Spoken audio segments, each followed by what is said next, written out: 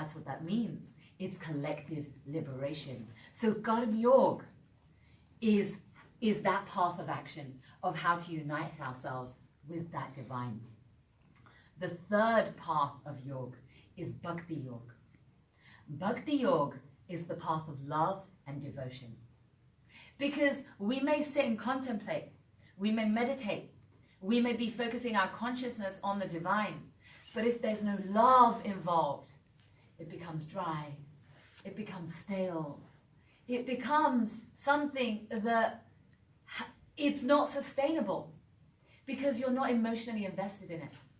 Bhakti Yoga teaches us relationship, right? Bhakti Yoga teaches us how to build a relationship between the individual soul and the super soul, right? You are not just a person, but God is also a person, right? And God may and can manifest in different forms according to the relationship that you have with that divine. Whether you call it divine masculinity, whether you call it divine femininity, whether you call it the impersonal cosmic void, whether you call it physics, whether you call it quantum physics, whether you call it consciousness, there are so many different names that people give that divine. And different religions, different philosophies, different spiritual practices, different First Nations around the world have their own names for that, right? I call God Krishna because that is the particular path that I follow. But anyone may have any other name and build a relationship with the divine through that name. That is the path of bhakti. That is the path of bhakti. Bhakti builds love. Bhakti is, I am a person and I love you. And then the divine says, I'm also a person and I love you back. Right? I love you back. This isn't just a take situation. It's a give and take, because with love, love is reciprocal. Right? Love is a relationship. You have to give and you have to take. And it's not a matter of taking, it's a matter of sharing. Right? It's a matter of loving. It's a matter of ensuring that no one's left behind. No one's left out. Many social justice activists, they're Karma yogis, and the ones who take it further are Bhakti yogis. They're Bhakti yogis because what they do because they love. They do because they see not just this world and not just this planet, they see Mother Earth. They see the divine feminine in the water. They see the sacred in the forest, in the animals, in all of the different human beings that we have on this planet. They see sacredness and they want to defend it because they love, because that is their path as spiritual activists. So that's the path of Bhakti Yoga, is to serve with love, with devotion, to be devoted to that. It's not just, oh, you know, I feel like doing it today and I don't feel like doing it tomorrow. It's, this is my way of life, right? To be a yogi. Yogi means the way to follow the path. That means it's your way of life. It's not just something that you do one day of the week.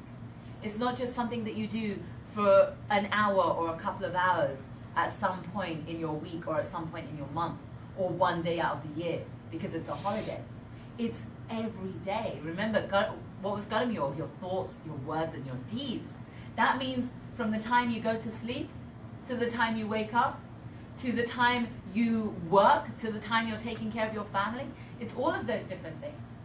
And so we see Jnana Yoga, we see Karma Yoga, we see Bhakti Yoga. And what you actually understand, the further you go into any of these paths, the further you actually understand that all of these paths, whichever one you're following, you will ultimately follow the other two as well.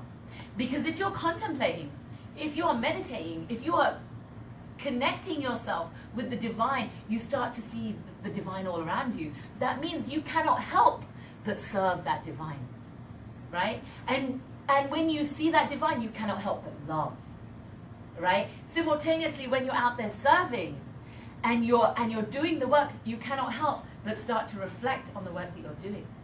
You cannot help but start to notice things, start to notice certain patterns.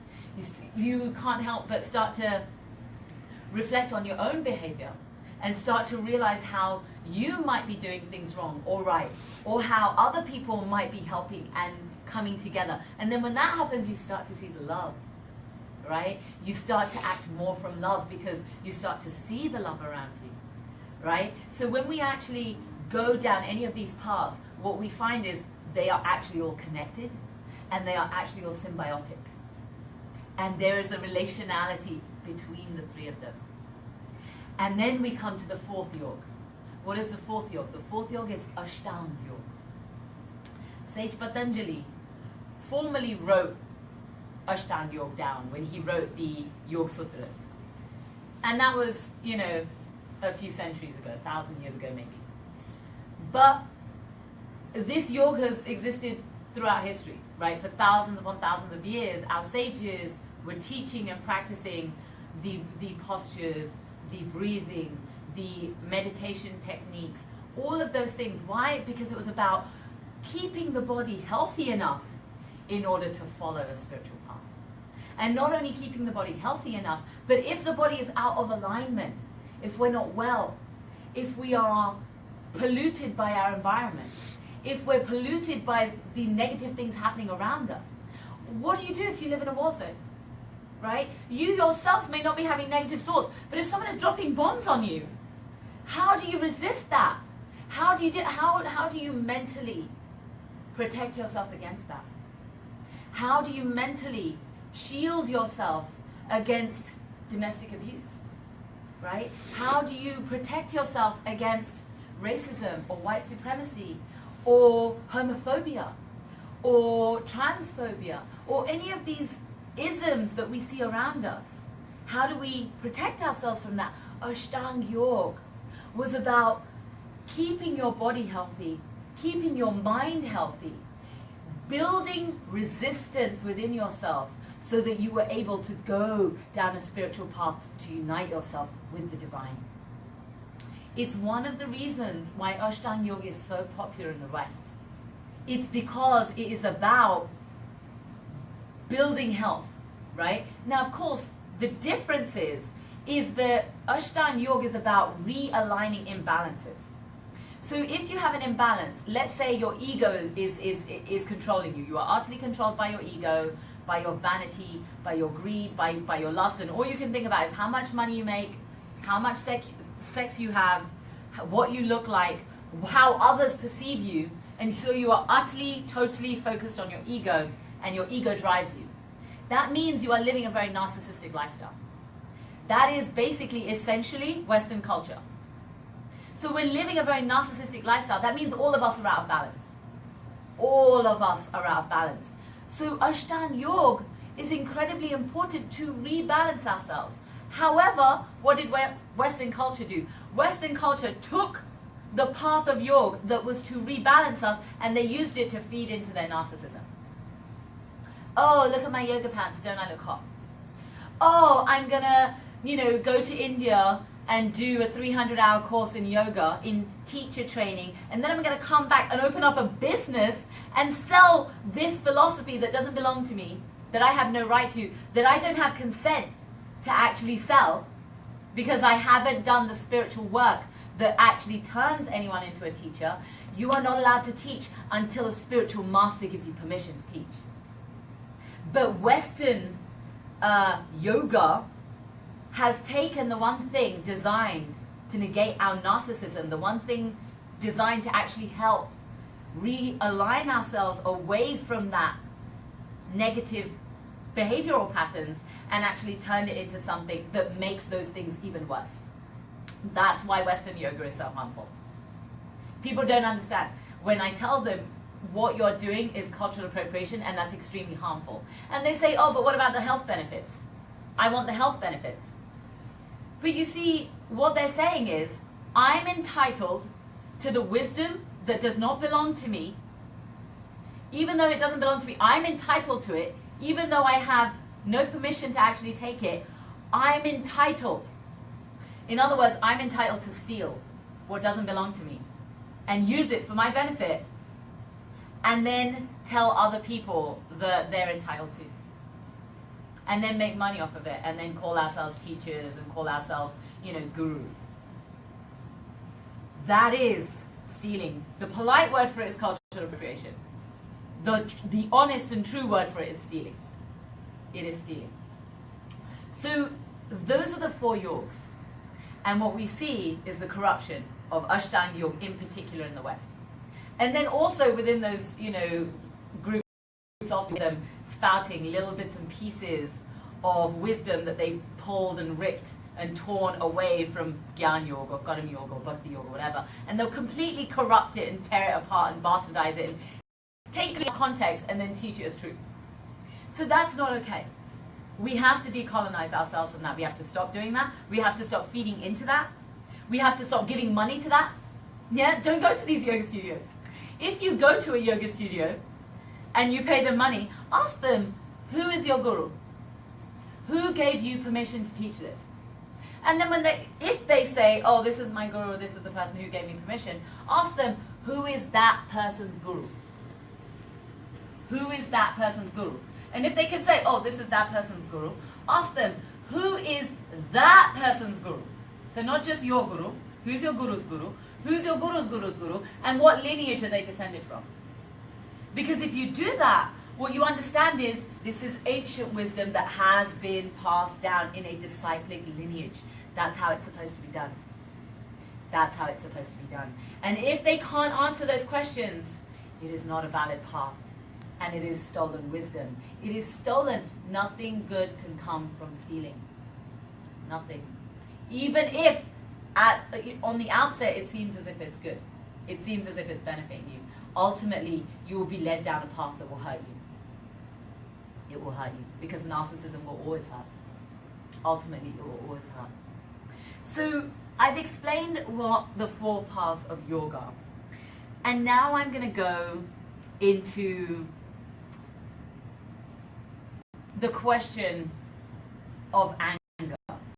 Because particularly as activists, right, in a social justice movement, and in so many different social justice movements, whether we're fighting for teachers' pay, whether we're fighting for Black lives, whether we're fighting for trans rights, whether we're fighting for the dismantling of sexual harassment, so many different movements, we have to deal with this issue of anger, right? Because we become outraged. That's why we're here, all right?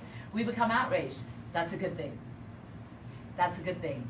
But in order to understand how to truly channel those feelings in a way that's healthy, in a way that's not going to hurt us, and in a way that's actually going to take us further, that's actually going to drive us, we have to look at what the stories tell us about anger, right?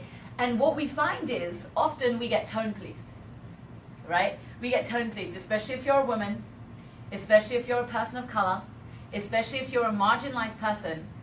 If you're out there on the front lines fighting for social justice, what you'll hear again and again and again is you're too angry, you're too loud, you need to be more polite, you're not allowed to use swear words,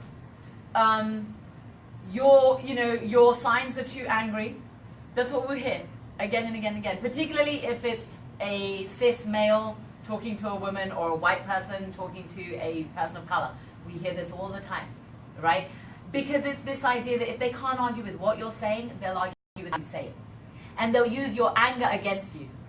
Even though your anger is an asset, your anger is what is bringing so many people here. But what we have to ask ourselves, and the way that we can actually find a path that is healthy, a path that's not going to hurt us, and a path that's actually going to drive us forward, is to look at what the roots of our anger are, right? Because there's 2 types of anger. There's anger that comes from fear, and there's anger that comes from love, right? There's anger that comes from fear, and there's anger that comes from love. The anger that comes from fear is this idea that I don't want to lose what I have, right? I don't want to lose what I have. So if I have privilege, let's say I'm a white person, and for 500 years I've been privileged of color, right? Increasingly privileged over people of color, more and more and more with every century, I get more stuff. That's why people think that it's okay to steal yoga, to steal the wisdom and the philosophy of other people and use it as their own. It's because they have white privilege and they feel entitled. They've been indoctrinated into that thought process. It's not that they are inherently bad people. It's that they've been indoctrinated into a narcissistic system. So what we see is that's fear coming, that's anger coming from fear, because if you talk to one of them about it, if you talk to a yoga teacher about it, yoga teacher, right? And you say, you do realize that this is theft, you are stealing from my people. She, and it's usually a she, but often, like sometimes it can be he or they, them, or something else. They might get angry. And they might say, well, I'm entitled to teach. It's a free country. Right? It's a free country. I'm entitled. I can do what I want. You can't tell me what to do. Right? They'll get angry. Why? Because what you're saying is telling them that they need to give up their privilege. They don't want to do that. They're going to get angry. So many of the white supremacists who are being extremely vocal right now, they're being extremely vocal because they're terrified that they're going to lose their privilege. Right? When we fight for Black lives, when we call out sexual harassment and sexual assault and rape, right? When we call out these college fraternities for their rape culture, and then all of those college fraternities, what do? They react with rape threats, death threats, bomb threats. They do that. Why? Because they're terrified that they're going to lose their privilege, and they want to hold on to it at all costs. And then there's anger that comes from love, right? Love, when you see someone in pain, you rise up to defend them. When we ourselves feel pain and others show up to help us, right? That's love. When you see an injustice and you feel outraged, that is the divine in you rising up, telling you, take action. Take action. That's what that is. That's why any true yogi is always a spiritual activist. Always. They will take action. They won't just sit there and watch it happen. And even if they sit there and watch it happening, they're not sitting there passively. They're not sitting there passively. All of their energy, all of their consciousness, they are directing towards a healthy outcome, right? What people don't realize is when you're in meditation, there are different techniques, there are different meditational techniques, right, that you can do. And so many people, often, like when you see like transcendental meditation, right, what they do is they try to take away all thought, right? No thought, just eliminate all thoughts and it's non-thought. That's great. That's a really healthy process because what it does is it helps to de-stress. It helps to lower blood pressure. It helps to actually calm yourself and calm all of these fears that are coming from fear. All of this anger, all of this fear, all of this ego, it actually helps to calm that down, right? But there are other types of meditation where you can actually, instead of negating thought, you can channel your thoughts. You can channel your thoughts. You can channel your consciousness into a particular way. And we're going to go more into what that means and what that looks like and how we can actually visualize it, how we can actually channel it within ourselves. So what I was talking about before when I mentioned the term tone policing, right? And I explained what that means. It comes from this respectability politics, right? Respectability politics, which is often a white thing. And it's a white male thing. It's you have to fall in line. You have to behave the way we tell you to behave, right? It's when men tell women, act like a lady. It's when white people tell black people, don't get uppity. Don't get uppity, right? Stay in your lane. Remember, you are not a person with our privilege. You have to stay where you are, right? It's that type of respectability politics. And it's called respectability. It's the most unrespectable thing in the whole world. Because what you're doing is you're keeping people down. You're hurting them. You're keeping them oppressed. But they call it respectability because that's how upside down narcissistic culture is, right? The whole situation, the whole system is built on keeping others down in order to keep a few people up. That's what respectability politics is. So when we learn how to channel our anger and our love, because it's anger coming from love, right? When we learn how to channel that in a way that actually dismantles that narcissism, it dismantles that respectability politics, it dismantles that tone policing, it dismantles that privilege. What we're doing is we're actually performing acts of spiritual activism. So I'm going to tell you some stories. And I'm going to check the time. I have to make sure that we stay on time. So there was a woman. And these stories come from the Hindu scriptures, right? I'm not just telling you these stories out of nowhere. These are ancient stories that come out of ancient India that tell us about these particular people who lived and faced so many social justice issues, so many gender justice issues, and we learn a great deal from them. So there's a particular woman in this story. Her name was Draupadi. And she was a dark-skinned woman.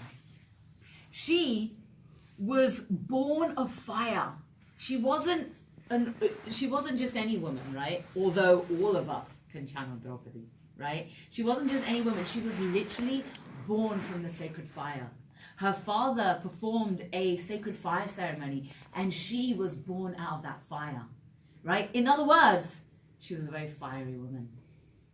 She had a fiery temperament. She didn't put up with nonsense, right? She didn't put up with nonsense. If she saw an injustice, she immediately called it out. And she channeled that energy in such a way that she immediately inspired others to speak out too, right? She didn't just put up with anything. And in so many ways, she's such a role model for us. She's such a role model. And in fact, what we see throughout history is that it is always women of color who are leading any social justice movements. Always. It's women of color, it's queer and trans people of color, it's indigenous women. It's first when we see injustice happening, right? You know why? Because we're acting from love. And in a patriarchal system, men are told to overcome their own emotions. It's not that they don't feel emotions. It's not that they don't feel love. It's not that they don't want to defend someone. It's that they've been told in order to be counted in their men's circle, in their boys' club, they have to not defend others. They have to instead defend the privilege. And that's why we have respectability politics. That's why when a woman speaks up, she's told to shut up. Instead of the men being told, you need to shut up because clearly you are not helping. Right? And that's what happens. So Draupadi was a fiery woman.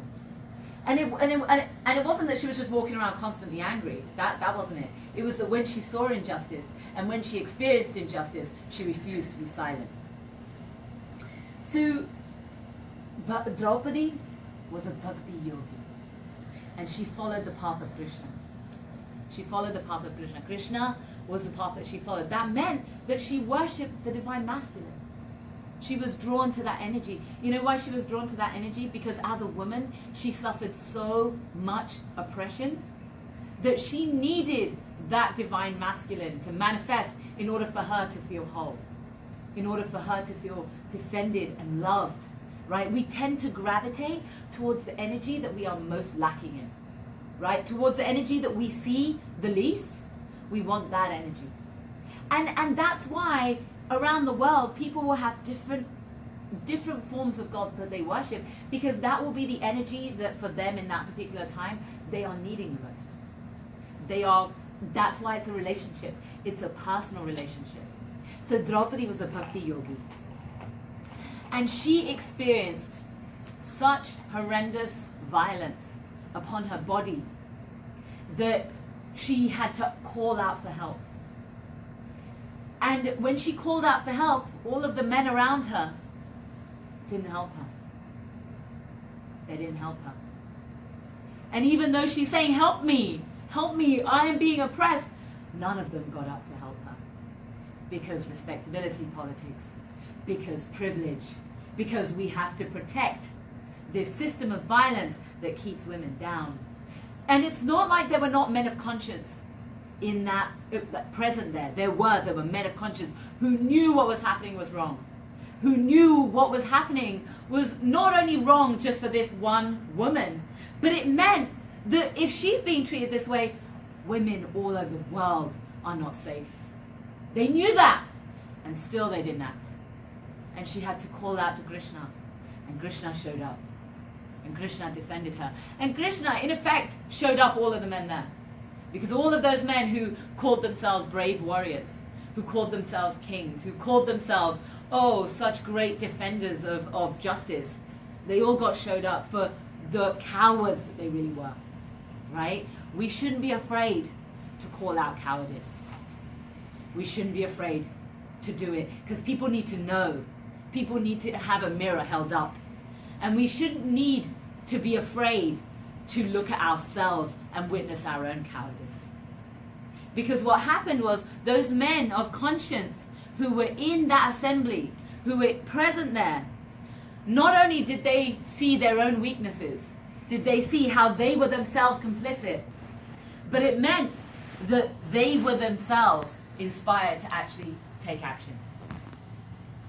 But in order to take action, you have to act from a place of energy. You have to act from a place of power. You can't act from a place of shame.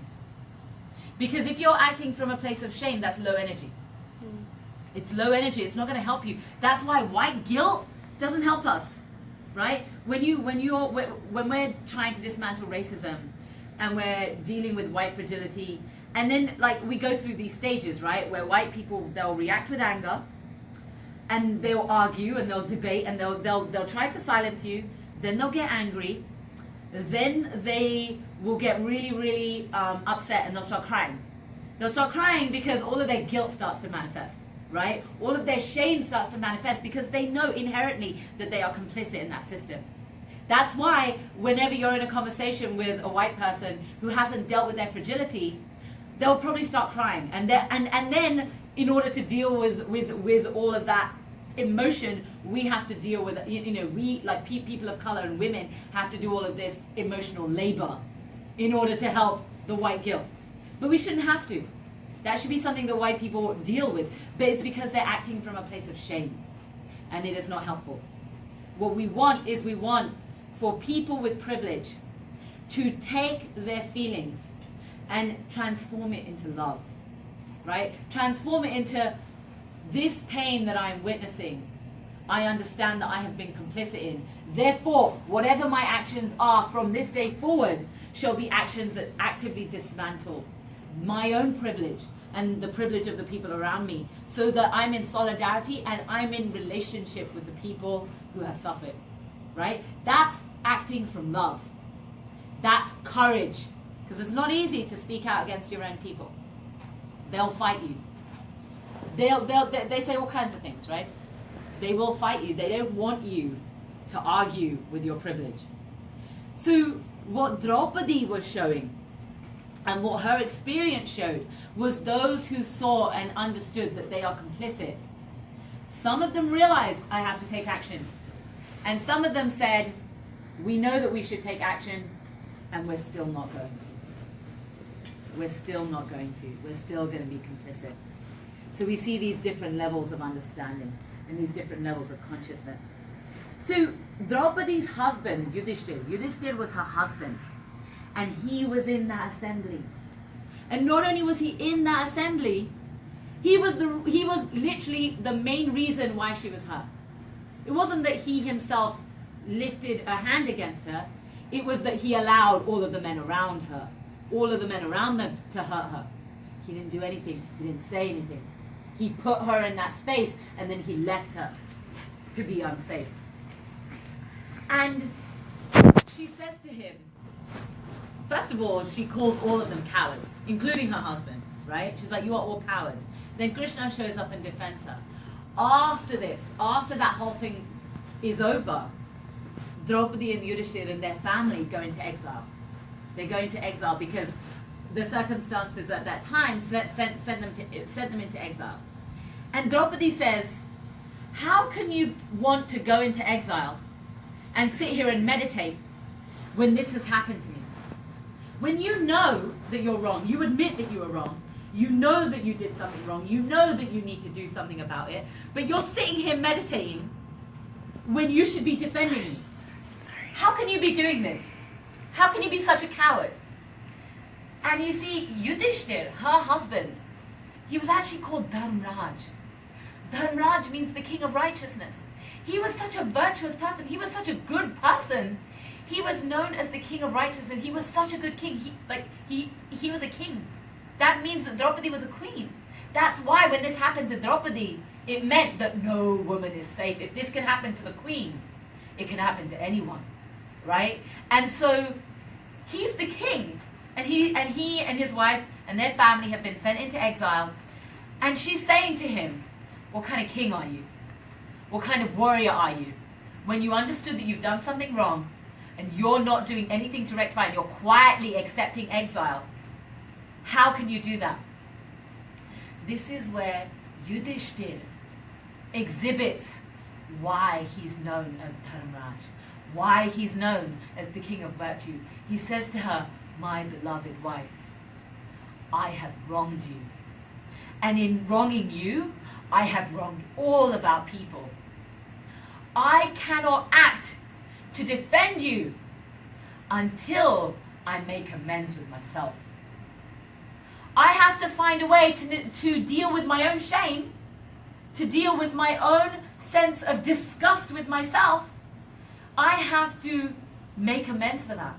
I have to be penitent. I have to be humble. I have to do all of those things. I can't go out there and be angry and defend you when I am the one most at fault. First, I have to heal. And once I've healed, then I'm going to go and defend you. And I'm going to defend not only you, but all of our people. That's a very important lesson. It's a very important lesson about anger too. Because often when we're angry and we're outraged about something, what happens is a lot of people do something called projection, right? Where they know that they themselves are complicit, but they project that action upon the people that they're angry with. And they say, you're the ones who are doing this. When they themselves know, deep down inside, if they're really honest, they know that they themselves are the ones who are doing this. It's called hypocrisy. And there's an actual psychological term for it called projection. When you project your own actions onto others and you blame them, that's when you victim blame. That's when you victim shame, right? And what that does is upholds privilege, and it continues to marginalize. And what he's telling her is, I can't be a hypocrite. I have to heal. And once I've been penitent, once I've learned humility, once I've negated my own ego, only then can I truly be a spiritual warrior. Only then can I truly manifest courage the way I must manifest courage in order to defend you. And she listens to this, and they have a whole debate over it where he's telling her, Draupadi, forgiveness, we have to learn how to forgive, because if we don't learn how to forgive, we can't do the genuine work. And she says to him, what about righteous anger? Is there no righteous anger? And he says, yes, there's righteous anger. But if we're hypocrites, it's not righteous. If we're hypocrites, we're not righteous. And so they have a whole debate about what is anger, where should anger come from, and what is the appropriate way to manifest it, right? Now that doesn't mean that we can immediately change everything, right? Because, for example, when we're climate activists, we drive cars, right? That means we're complicit in the system. But if the system has trapped us into that and there's no way out of driving those cars, and in order to get to this action, in order to get to this, presentation where we're going to learn about climate change, where we're going to learn about how we can be more effective, and we need to drive a car or or use some sort of fossil fuel, we have to do that in order to find out how to dismantle the system, right? It's the idea of using the master's tools to take down the master's house. Right? Sometimes we have to do that. And that's not hypocrisy because you've been forced into that situation. It's not out of choice.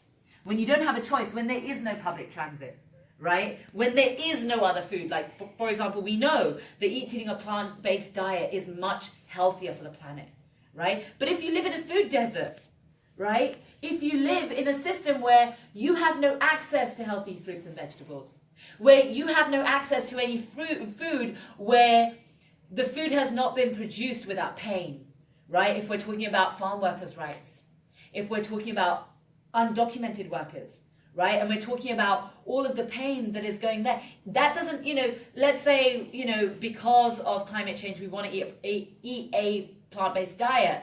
Well, that's great. But even if we're eating the plant-based diet, let's say we're too poor to afford, local, organic, farmers market food, and we buy food at the supermarket that comes from, farm workers who aren't being paid correctly, right? That means that food still has pain attached to it. It means that it still has, it still has oppression attached to it. Now we're forced into that situation. It's not hypocrisy You're forced into a system that won't let you do anything else. But when we come together and we channel our outrage, we channel our love, we channel that anger, and we work together, we start to create new systems that are virtuous, that are righteous. We start to grow food within our local area, right? We start to do rainwater catchment so that we have enough water for it. We start to build housing that is not going to use all of this power that we don't need to be burning, right? We can only do that when we start to channel all of those energies, when we start to be humble and we start to ask each other what we can do instead of thinking about things in a very individualistic way, right? And so what Yudhishthira was telling Draupadi is, we're in exile right now, and I'm going to use this time to not only be penitent, to not only contemplate, to not only meditate, but to consult with the sages, to learn from the tribal people who are in this forest, to talk to them, to actually connect with them, to find out what their issues are, to find out how we can be in solidarity with them, to find out how we can start to negate our own hypocrisy and instead start acting in solidarity. Right? And in doing so, we can start to be more humble. And when I'm properly humble, right? When I have healed, when you have healed, we can go out and do the work that must be done, right? And in doing all of those things that he was saying, that is the work. That is the work. So we're learning from Draupadi. We're also learning from Yudhishthira because he made a horrific mistake. He was horrifically weak when he allowed his wife to be hurt, when he put her in that position to be hurt. It's not that we can't make mistakes or that we won't make mistakes or that we haven't already made mistakes. What matters is how are we going to heal from those mistakes and how are we going to behave from now on, right? How are we going to learn and how are we going to move forward and how are we going to heal ourselves and learn how to heal others, right?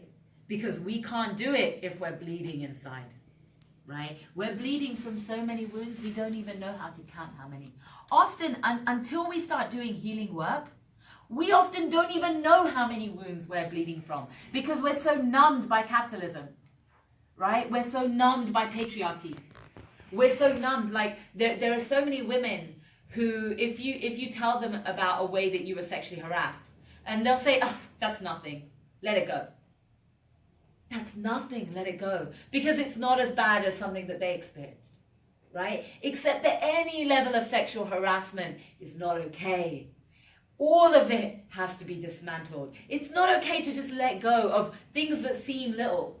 It's those little things that lead to the big things, right? It's those little things that lead to sexual assault, rape, and then rape as a war tactic, as a genocide. Right? That's the system that we live in. But it's those little trespasses that we let slide and we don't even realize we're bleeding from those wounds. We're so numbed by it. You know, have you ever heard that expression, what's the word? Death by 1,000 paper cuts. Right? It's these little wounds that are so small we think they're inconsequential, but we're still bleeding. And we've got all of these wounds that we're bleeding by. Right? How many mistakes have we made that we just let go, that we try not to think about, right? We try not to think about because we don't want to deal with it. But until you deal with it, until you start to heal from it, you're not going to be in a position to be able to really show up and defend others. And not only defend others, defend yourself, right? How many times have you been wrong? How many wounds are you bleeding from that you should be rising up and asking others to defend you too?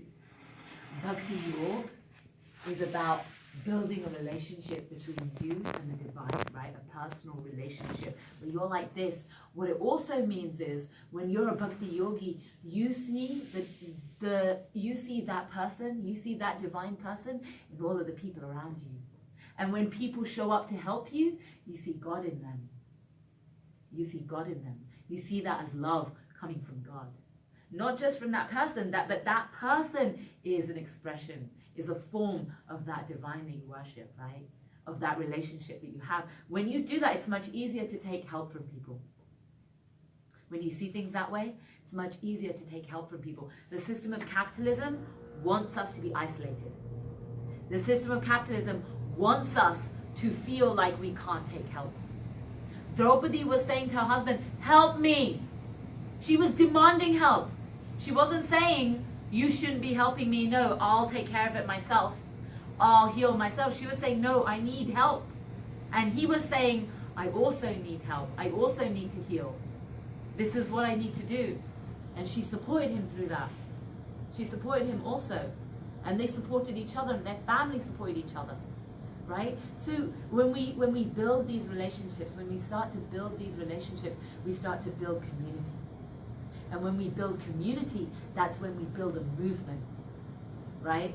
When we all come together and we learn what really matters to all of us. Right? What matters to all of us? What are our fundamental values as a community? We know what we should be in the struggle for. We know what we collectively all come together, and these are our values. This is where our love stems from. And because this is where our love stems from, we're going to move forward in this way. We're doing good on time. So, then I'm going to tell you about another character, Arjun. Arjun is in the same family. Draupadi actually had a polyamorous marriage. So she was actually married to 5 brothers, right? It wasn't a traditional marriage in the sense of one husband, one wife. Yudhishthir was the eldest of the 5 brothers, so he was most responsible. But Arjun was the 3rd brother. He was also her husband. He was also in that assembly. He also went through all of that pain and suffering and shame and needing to heal and wanting to fight and trying to figure out how to deal with his anger. So because of all of those events, because they went into exile, because then when they came back and it was time for them to resume their kingdom, it was time for them to start to serve the people the way they needed to serve the people in order to heal, in order to help heal the people. Arjun and this family, they were called the Pandavas. It came to a declaration of war. Because in that assembly, when Draupadi was hurt, it was the other side of their family who was hurting her. It was their cousins. They were known as the Kauravas. And the Kauravas were men who were entirely focused on their egos. They were driven by their ego. And Duryodhan was the eldest of the Kauravas, and it was Duryodhan who had done all of these things to Draupadi. He and his brothers, Arjun, Yudhishthir, and their brothers were the ones who had to deal with it. But they, as I said, they were also responsible. So it comes to a declaration of war. Not because the Pandavas didn't want peace. They tried to have peace. They didn't want to go to war, right? If you can try to resolve things in a peaceful way, if you can try to heal in a peaceful way, that's what they wanted, that's what they tried. But because the other side didn't want peace, the other side wanted to fight, they wanted to protect their privilege, they wanted to own everything. Greed and lust. Greed and lust. That is what the ego is driving. Greed and lust. And they were driven by that. So they come to the battlefield. And on this battlefield, the night before the war was to begin, and of course they have these huge armies, they called all of their allies, each side has called all of their allies, these vast armies. And Arjun, on the night before the battle is to begin, he's sitting in their camp, he's staring into the campfire, and he's seething with rage. He's seething with rage. Years of rage since witnessing what has happened to his wife. And that wasn't the first thing that they experienced. They experienced so many other atrocities throughout the years, right? From their cousins who are always trying to get more power, always trying to get more wealth, always greed and lust, greed and lust. And he's seething with rage about it. And Krishna shows up. Krishna, of course, was friends with this whole family. These were his friends because these were his devotees, right? They had a relationship. And Krishna was there in their camp. And Arjun is sitting there seething with his anger. And Krishna walks up to him and he says, Arjun, what's wrong? And Arjun says, Krishna, I'm so angry. I just can't wait to get to the battlefield. I can't wait for the war to start tomorrow. And I can finally get some justice for my family, for my wife, for my people. I just can't wait. And Krishna says to him, anger can be an asset in a righteous war, but not if it's coming from the wrong place.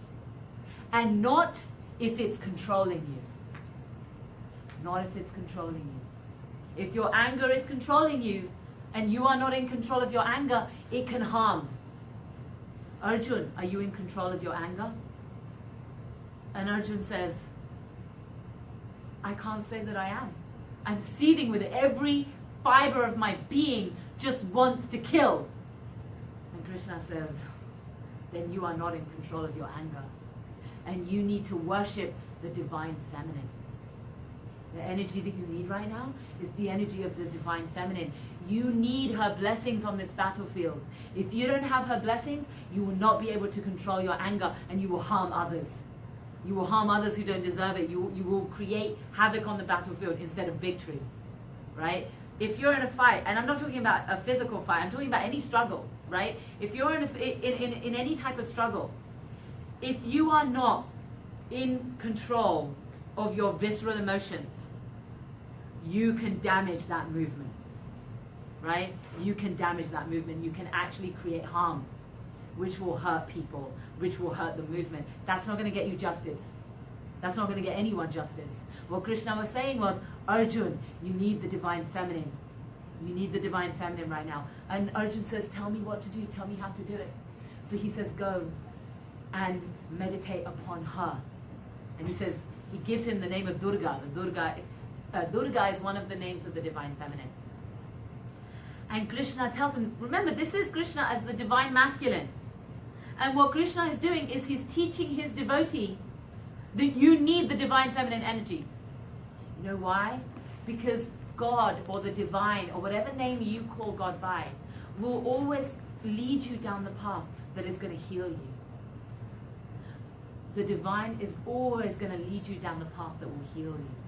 He won't give you what you want, he'll give you what you need. Right? And at that moment, Arjun needed her.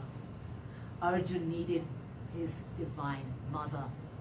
And so Krishna taught him how to worship Mother Durga. And Arjun went and he saw out a corner of the battlefield where he was sitting by himself, and he began to meditate upon her. And as he meditated upon her name, as he heard those vibrations, as he chanted those vibrations of her name, her divine name, the fires of anger within him, they didn't die down. They began to focus. They began, instead of being this chaotic campfire, wildfire that's just jumping in all directions, instead that fire became a single focused blue flame. And if you understand anything about flames, the blue flame is the hottest flame. The blue flame is the most powerful flame, right? It will burn anything in its path. And it was channeled upwards towards who? Her, right? Because his love was now not coming from any other place. His anger was not coming from any other place. It was coming from love. It was coming from her. That energy was coming from her, right? And he channeled it so that he was totally focused. Who are you? You are a warrior. What is your job? Fight for justice. Defend others for justice. That is your job. Why? Because you love. Who are you? I'm the son of my divine mother, and I'm a warrior, and I'm a warrior for justice, and I will defend others. That is who I am. That was what Arjun was coming back to, these realizations that he was coming back to. It wasn't about him. It wasn't about him. It was about this movement. It was about love. It was about justice. And what happens is, as he's meditating, this fire within him becomes channeled, becomes focused, becomes hotter, becomes concentrated, right? Instead of jumping around, it's now one blue flame, right? One vision, one focus. And as he's meditating, and when the flame reaches its most highest point, its hottest point, Mother Durga appears before him. She appears before him. The divine feminine appears before him. Why? This is Bhakti Yoga. This is relationship. She is his mother. This is the divine mother. She who birthed the entire creation, right? She who we're really fighting for. When we're out there fighting for justice, we're fighting for her. We're not fighting for anyone else. We're fighting for her. And she appears before him on the battlefield. What is this battlefield? Is it a place? It's the battlefield of life, right? Every day we're in a war, and we need her blessings to win this war. And she appears before him on the battlefield of life, and she says, my son, why do you remember me? What can I do? What can I give you? And Arjun says, divine mother, We are on a battlefield. We are fighting forces that are driven by ego, driven by lust, driven by greed. Please bless us so that we can win, right? We don't want to lose. We can't afford to lose. We can't afford it because women are not safe. Women are not safe. Mother Earth is not safe. Humans are not safe. All of life is not safe. If we are being led by patriarchal, capitalist, racist, colonialist forces, and they lead us down this path of destruction, none of us are safe. We can't afford to lose. We must win. And Arjun says, we must win. Please give us your blessings so that we can win. And what Mother Durga says to him is, she says, Arjun, Krishna is with you. Krishna is with you. Where Krishna is, I am. Where the divine masculine is, I will automatically be present. In other words, the divine masculine and the divine feminine are always united. Yog. What is yog? Union. When the divine masculine and the divine feminine are united, there will be victory. She says, where there is Krishna, there will be me. Where there is Krishna, there will be victory, Arjun. Do not be afraid. She said, do not be afraid. Remember, anger comes from two places, fear and love. She says, Arjun, don't be afraid. You will win. You will win because Krishna is with you. In other words, who is Krishna? Krishna is God, right? Who is Durga? Durga is God, right? Who is God? Love, right? Love is with you. God is with you. The divine masculine, the divine feminine, they are united within you. You will win. Don't be afraid. What does it mean to not be afraid? It means to have courage, right? To have courage doesn't mean that you never feel fear. To have courage means that you love enough that you conquer your fear. That's what courage means. To love enough that you conquer that fear. She says, don't be afraid. We are with you. In other words, love enough. Love enough and you will win. And when and saying that, she disappears. Before his eyes, this divine mother, ultimate beauty, ultimate peace, ultimate love, ultimate grace, ultimate harmony. Those are all of the things that the divine feminine is. Ultimate healing, right? So much healing energy. He's seeing it, he's witnessing it before his eyes on the battlefield of life. He knows this is my goal. This is my goal. This is what I'm here for. And in doing so, she reminded him of who was with him. He was so seething with rage, he'd forgotten that Krishna was right there with him. Instead of focusing on love, he was focusing on all of the ways in which he'd been harmed. It doesn't mean that we shouldn't think about the ways that we've been harmed. But when we think about them, we have to think about them in a way that's going to heal us. We have to think about them in a way that's going to transform that pain into love. Transform that pain into motivation to not only heal ourselves, to heal others. Who is he? He's a spiritual warrior. Who is Arjun? Arjun is all of us. Arjun is all of us. Krishna calls Arjun Parth. That's his famous name. That's his favorite name for Arjun is Parth. He called him Parth because Arjun's mother was called Pratha. Pratha, that was her name. Arjun's mother's name was Pratha. Pratha means earth. Pratha means earth. So every time Krishna was talking to Arjun, he would say, oh, Parth. Parth, in other words, oh, child of earth. He was talking to all of us. Mother Durga was talking to all of us. That is how you channel your anger through love. You unite the divine feminine and masculine within you. You manifest that energy, right? What is that masculine energy? The divine masculine will always protect, right?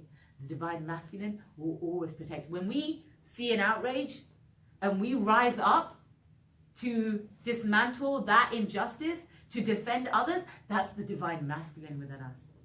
When we show love and compassion and healing towards others, when we want to be in solidarity, when we want to heal ourselves, that's the divine feminine. We have to do both. We have to heal and defend simultaneously. Otherwise, we're not going to win. We can't just only defend because we're bleeding from 1,000 paper cuts, right? And some not just paper cuts, some serious, grievous wounds. Not just our body, our spirit, and our minds, right? Remember, karma, thought, words, and deeds. That means that at a mental level, at an emotional level, at a spiritual level, we have to arm ourselves, right? We have to armor up. There are native leaders in the West, Chief Reuben George, in the Northwest and up in BC, Canada. Chief Reuben George, he's a Sundance chief of the Tsleil-Waututh Nation. And his mother said, warrior up. When they were talking about defending the land, defending the water, defending Mother Earth, right? Resisting climate change. His mother told him and told everyone else, warrior up, right? It's time. You are a spiritual activist. It's time to show up. But that means you have to put on your armor. It means you have to learn how to defend yourself and others, not just on a physical level, at a mental level, at an emotional level, at a spiritual level. And when we do that, we'll know how to channel that anger, right, in a healthy way, instead of hurting us. Because otherwise, if we get too angry, it eats away us. It eats away us. That causes ill health. And this is a path of yoga. We want to realign ourselves to be healthy, right? So we can't dwell on things that make us angry, but we can channel that energy and we can heal those wounds. So at this point, we have half an hour for questions. And if you like, we can also do some chanting, but if you're not comfortable, we don't need to. We can just do questions as well. So if you have some questions, we can take some questions first, and then if you feel like chanting, we can do some chanting as well. Do we have any questions? You good? No? Okay. You can also, if you want, you can also write questions down, and I can answer questions. Oh, writing is difficult. Okay, that's okay. That's absolutely fine. And also, at any later date, you're also welcome. If at any later date, yes, you can email me. You can send me those questions if you have anything like that. Any questions from here? No? No questions? Any questions? Okay. I'm processing it all. I'm sure I will shortly. That's okay. It's really hit the spot today. Yeah, right. It's funny how it always hits the spot. You know why? Because we always need healing. Yeah. We always need healing. I think I should have heard this maybe 3 years ago. Right.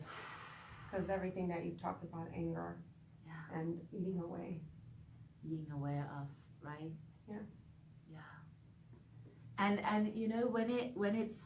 when it's doing that, it manifests physically, right? We get sick, and we don't even know it. We don't even realize that the illnesses that we're getting, the sicknesses that we're getting, the chronic conditions that we might be developing might be coming from this anger that we're feeling, right?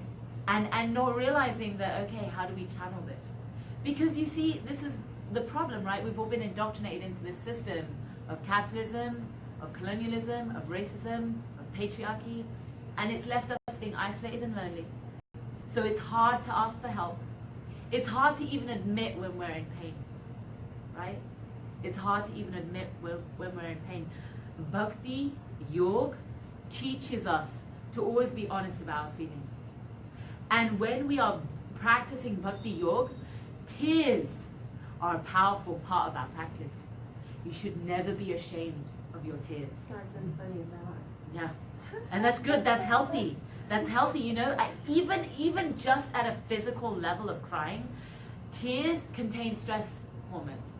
They actually contain stress hormones. That's your body releasing stress hormones to get it out. So it's necessary. Like when you want to cry, cry. Like get it out. And if you feel drained afterwards, that's good. That was your body detoxing.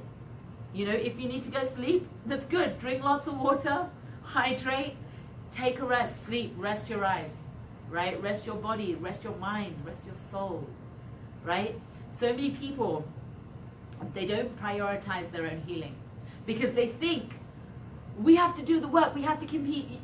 we have to keep doing the work, we have to just go, go, go. And they don't realize that healing is the work. Healing is the work. If we're not doing that healing, we might become the problem, right? We might be those egotistical, toxic vegans going out telling, First Nations that they need to be vegan when we're on their land. We have no right to say anything to anyone else when we're literally on their stolen land. Basically continuing that practice of judgment, colonization, white supremacy, dictating policy, right? It's like instead we need to be learning from those on the front lines. And then on top of it, where does a plant-based diet actually come from? It comes from my people, India. And of course there were many, many different cultures around the world that actually lived plant-based lives. Most people of color in the global south don't eat a lot of meat. The majority of the meat is eaten in the global north, right? That's why, and we're going to get into all of that. Tomorrow we're going to talk about climate change and systems of oppression, capitalism, colonialism, racism, patriarchy, and how they're all connected to gender-based violence. And we're going to get into all of those things. So I don't want to get into it too much today. But this idea that if we're not healing, if we're not continuously learning how to be humble, because people misunderstand the word humility. They think that it means putting yourself down. It doesn't mean putting yourself down. It means owning up to your responsibilities. And it also means owning up to your true nature. Who are you? You're a spiritual warrior, right? You're a spiritual warrior. For who? Her. That means you're humble before her. You admit what you've done wrong, right? It's important to own up to our mistakes. It's also important to recognize that even though we've made these mistakes, there are ways forward, there are ways to heal, there are ways for us to come together, there are ways for us to help each other. And in doing so, never forget that our energy is coming from her. Our energy is coming from her. Remember when Arjun was meditating upon her, all of this chaotic anger turned into a focused blue flame that seared upwards towards her, towards infinity, right? Towards her creation. Because her energy is infallible.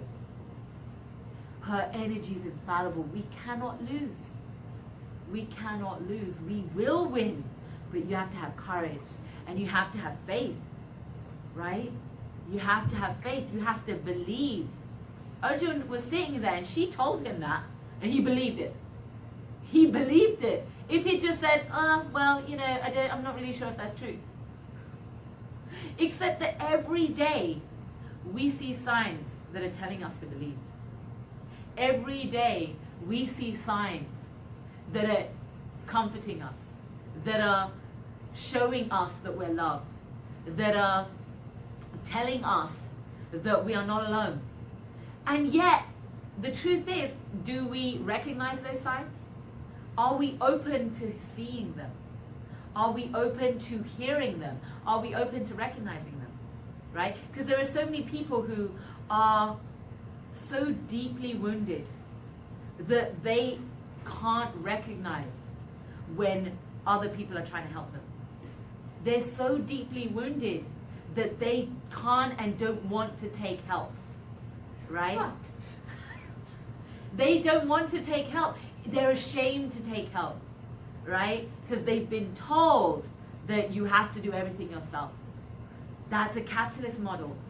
If you're overweight, go to the gym, otherwise you're lazy. Except what about, the fact that I can't afford to go to the gym, or that's a class privilege, even having the time to go and do exercise, right? Even having the time to eat healthy food. Even, what if you live in a food desert? What if you're starving and the only food that you can find is food that's unhealthy for you? What if you don't have a home, right? What if you're homeless and you don't have access to healthy food, or even a place where you could cook healthy food for yourself? What if you've never been taught how to cook, right? What if you've never been taught how to cook? In this system, what we find is so many people who have no idea how to cook because they've been taught you're supposed to go out and buy ready-made packaged foods. Consume, consume, consume, and don't take care of each other. Because when we used to cook collectively. We used to cook together. We used to take care of each other. It was an act not just of self-care, but of community care. Bhakti Yoga is community care. Bhakti Yoga is taking care of each other. Bhakti Yoga is ensuring that we heal together, right? So that's why we have a practice like this, where we all come together, we hear stories together. We start to discuss the meanings of those stories. We start to talk about those sacred vibrations, those sacred frequencies. We start to chant those sacred frequencies. When we chant certain sounds, it heals DNA. It actually heals DNA. It boosts our system so that we're better able to fight off viruses, so that we're actually better able to defend our own body from outside forces, from outside things that might hurt us. That's what we see. That's what we experience when we start to manifest these energies. So it's important for us to come together in a community, to not only act collectively in resisting oppression, in being in solidarity with marginalized people, in being in solidarity with women and femme-bodied people and queer and trans people and people of color and indigenous people. When we are in those movements, when we're in that struggle, when we collectively heal too, right? When we collectively heal, we collectively come together. That is something that Bhakti Yoga, the practice of Bhakti Yoga, teaches us. That's why, you know, in India, people will come together and there'll be thousands of people together sitting in a festival, and there'll be a guru, there'll be a spiritual master who will be telling stories from the scriptures, right? Telling stories. This practice, this is called satsang. Satsang means when you come together with other people and you discuss spiritual matters, right? That's healing. It's a form of healing practice, and it's Bhakti Yoga, right? It's yoga. You know why? Because we are connecting with the divine by connecting with each other, by connecting with that divine energy within all of us, right? By exchanging spiritual thoughts and spiritual wisdom and spiritual teachings. We are teaching each other and learning from each other and creating a healing atmosphere. And also, traditionally, this should be done outside. You know why? Because Mother Earth gets that healing too, right? The trees get that healing. The air gets that healing. The insects get that healing. The birds, the animals. Everyone is entitled to healing, right? My sister, Patti, she said something that was brilliant. She said, if you're not healing, you're hurting. If you're not healing, you're hurting. Such a piece of wisdom that we don't understand.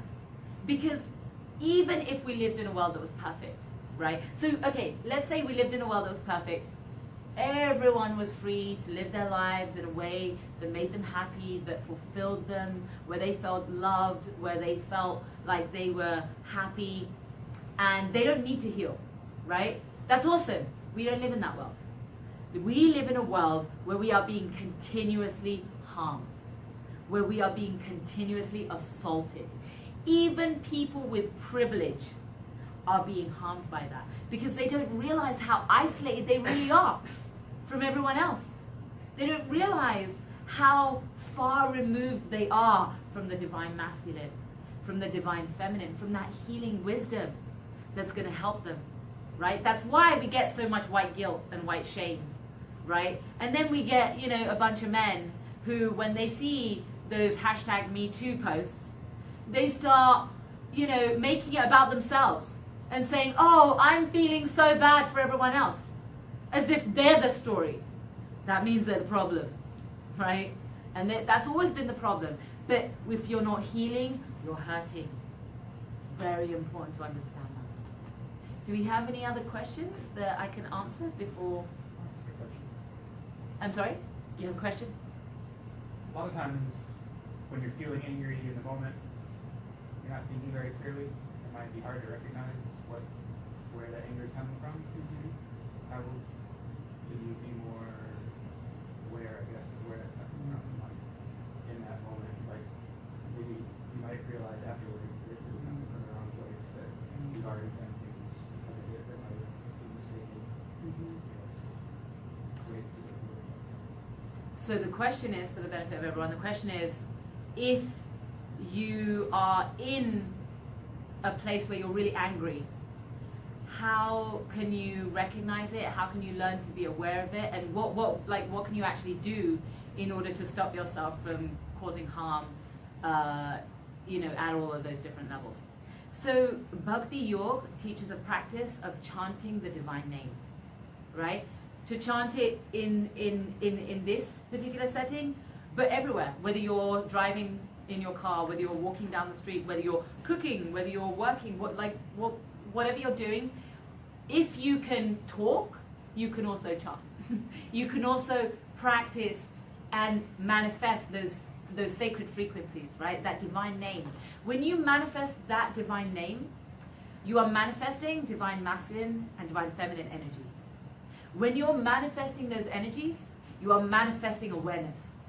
That will make you better able to recognize where your consciousness is. So that means it's not that you're not going to feel greed. It's not that you're not going to feel lust. It's not that you're not going to feel fear. It's not that you're not going to be a coward. It means that when you're in those moments, you're much better able to be like, oh, I'm being a coward right now. Or, oh, I'm being a really toxic person right now, right? And you'll start to recognize it because your consciousness increases, right? So your level of divine consciousness increases. So that's why practice even when you're not in a bad situation. In fact, practice particularly when you're not in a bad situation, so that you're ready for when that bad situation happens, right? Within the Gita, Krishna, oh, it's in my bag. The Gita is a scripture where Krishna and Arjun are having a whole conversation. And it's when Arjun's on the battlefield. And it's right when the war is about to begin. Right when the war is about to begin, and Arjun has a moment of weakness, right? He has a moment of weakness. And then Krishna tells him all of this wisdom.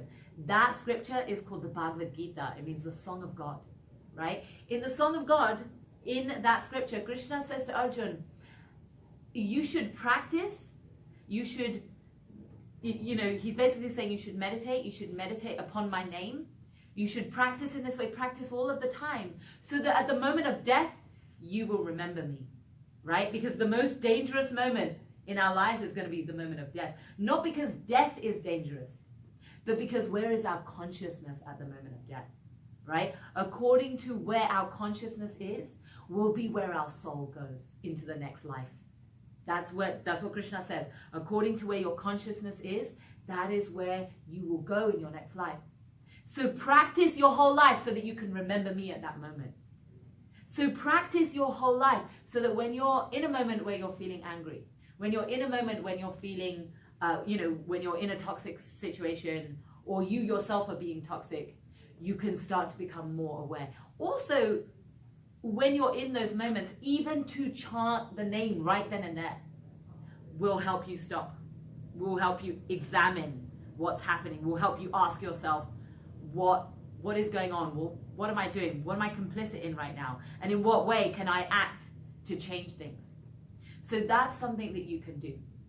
The other thing is that let's say we are doing that, and yet in that moment we're still not able, right? We're still not able to remember ourselves. We're still not able to be aware, to be conscious enough, and we might commit a harm. In that situation, that's why within Bhakti Yoga we create community.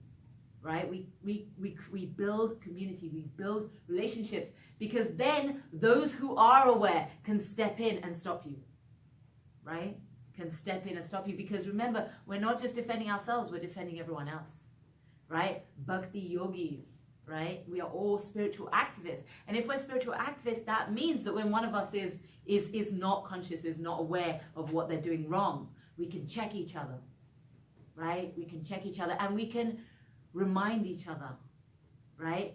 Remembrance, that's a divine feminine quality. So we can manifest that within ourselves. Does that answer your question? Yeah. Okay, great. Well, I think that we still want some time to. Oh, do you have a question? Oh, you do. Okay, go ahead. Why is it so hard to ask for help, and how can you make it easier for yourself when you know what the thing is you are seeking help with? So the question is, for the benefit of the microphone, why is it so hard to ask for help?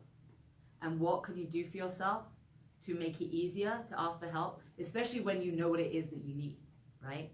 So this is so important because the capitalist system that we're in isolates us and tells us that you have to do everything yourself. And if you don't do everything that yourself, you're a bum, you're weak, you're lazy. They'll say all kinds of racist, classist, sexist things in order to silence you. So it's so hard because of all of those things. It's so hard because we've been indoctrinated into thinking that way. And we've also been indoctrinated into thinking that we're not worthy of help. We've been indoctrinated into thinking that we're not worthy of help, particularly people who are marginalized, particularly women, particularly people of color, particularly queer and trans people, right? What so often we hear is if you are on food stamps, oh, those bums, they just won't get a job, right? Except that, first of all, that's not even true. And second of all, there are plenty of people who have jobs, who are working full time and can't afford to pay for food because the capitalist system around us is not designed to help you support yourself, right? It's not designed to actually help you win. It's designed to have you falling behind in an ever increasing fast rat race, right? So we've been indoctrinated into that. That's why it's so hard to ask for help. What we can do is build community around us and reinforce that message, right? Not only to ask for help, but to freely give help, right? When you see someone in need, don't wait for them to ask for help. Go to them and say, what can I do to help you? And not only say, what can I do to help you? But, if you see, these people have no furniture, or this person doesn't have a place to sleep, or this person needs childcare, or this person needs a ride, or whatever it may be, right? When we see that, to show up with those resources. And if we don't have those resources, find someone, get it to them, right? To actually do it without people needing to ask, so that they realize, help is out there. And people love enough to help. Because when we do that, we realize we're in a community. We realize that we're in this together and we need to be showing that type of community care to each other. So, but it's important to get into a practice of asking. When we started Women of Color Speak Out, that was one of the things that we had to learn together as a sisterhood. We had to learn how to ask for help from each other, right? We would say, I'm going to do this event. Can you all show up? And we would all be like, of course, we're all going to show up, right? We would say, I'm doing this thing and I don't know what to do. I need help in these aspects, but it's so hard, right? It's so hard to ask for help. When you have a place where you could even just vent to other people, I don't know how to ask for help. And then you help each other in that process, right? Rather than it being you having to ask for help, having to ask for yourself, to have your friends ask for you, right? To say, my sister needs this, or my trans sibling needs this, or my POC sibling needs this. Can we get that to them, right? That's community care, that's relationship, that's bhakti yoga, that's love. Does that answer your question? Yeah. So we want to have some time to clean up. I want to thank everyone for coming. This has been a real pleasure. Thank you all for watching on the live stream or viewing it later on if you view it later on. Take care. Thank you so much.